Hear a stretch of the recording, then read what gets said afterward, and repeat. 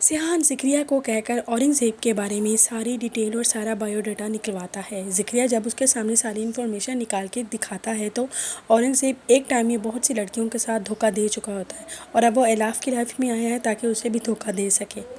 سیحان کو جب ساری بات کا علم ہو جاتا ہے تو وہ فوری طور پر الاف کی طرف نکلتا ہے۔ جیسے وہ الاف کے پاس پہنچتا ہے تو وہاں پہ اورنگزیب الاف کو پرپوز کر رہا ہوتا ہے اور اسے کہتا ہے کہ کیا تم مجھ سے شادی کرنا چاہو گی؟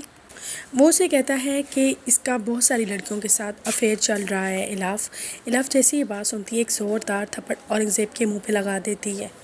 وہ بھاگ کر سیحان کے گلے لگ جاتی ہے اور کہتی ہے کہ کیا سیحان تم مجھ سے محبت کرتے ہو؟ تو آگے سے سیحان اسے ڈائمنڈ کی رنگ نکال کے پہنا دیتا ہے۔ وہ کہتا ہے کہ ہاں الاف، میں تم سے بے حد محبت کرتا ہوں۔ الاف اس کے منہ سے یہ اعتراف سن کے بے حد خوش ہو جاتی ہے۔ اس کے بعد سیحان الیف کا ہاتھ پکڑ کر اسے غازی یوسف کے پاس لے جاتا ہے اور اسے جا کے کہتا ہے کہ میں بہت جلد اس کے ساتھ شادی کرنے والا ہوں۔ الاف کے ساتھ آپ اس طرح کریں کہ آپ میری اور الاف کی لندن کی ٹکٹ بک کروا دیں۔ غازی یوسف ان دونوں کی سیٹیں کنفرم کروا دیتا ہے۔ ابھی وہ لوگ ایئرپورٹ کے لیے نکل رہے ہوتے ہیں کہ وہیں سے لالا کے آدمی بتا دیتا ہے کہ آج سیحان کی فلائٹ باہر کے ملک کی ہے۔ وہ اپنے آدمیوں کو لے کر جلدی سے ایئرپورٹ کی طرف نکل جاتا ہے۔ دوسری طرف سیحان جیسے ہی ایئرپورٹ پہنچتا ہے تو وہیں سے لالا کے آدمی سیحان کے اوپر گولی چلا دیتے ہیں جو سیدھا جا کر اس کے سینے پہ لگتی ہے اور وہ فوراً نیچے گر جاتا ہے۔ الیف بے حد پریشان ہو جاتی ہے۔ وہ اسی ٹائم غازی یوسف کو کال ملاتی ہے اور کہتی ہے کہ لالا نے سیحان کو گولی مار دی ہے۔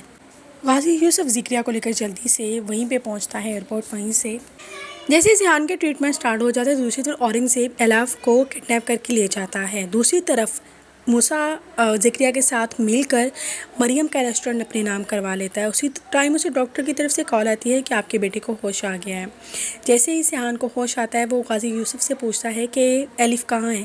تو آگے سے وہ جواب دیتا ہے کہ وہ اورنگزیب کے ساتھ بھاگ گئی۔ یہ بات سنتے ہی سیحان کا دماغ کافی حد تک خراب ہو جاتا ہے۔ ابھی وہ سوچ ہی رہا ہوتا ہے کہ اس کے نمبر پر ان نون نمبر سے ایک ویڈیو آ جاتی ہے جس کے اوپر الیف زبردستی رسیوں کے ساتھ بندھی ہوئی نظر آتی ہے اسے۔ سیحان جلدی سے آئی والے نمبر پر لوکیشن ٹریس کرواتا ہے تو وہ لوکیشن اورنگزیب کے گھر کی لوکیشن آ رہی ہوتی ہے۔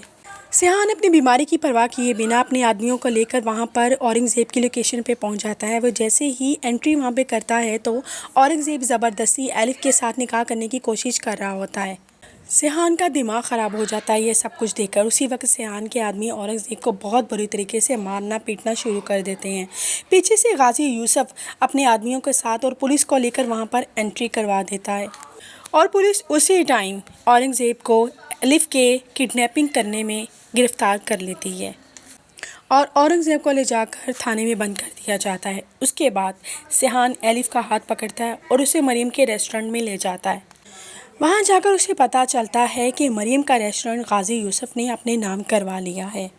اس کے لیے یہ بہت بڑی شاکنگ والی بات ہوتی ہے۔ وہ الیف کا ہاتھ پکڑتا ہے اور غازی یوسف کے سامنے کھڑا ہو جاتا ہے۔ وہ کہتا ہے کہ اگر ابھی کے ابھی آپ نے مریم کا ریسٹورنٹ الیف کے نام نہ کیا تو یہ ساری گولیاں میں اپنے اندر اتار لوں گا۔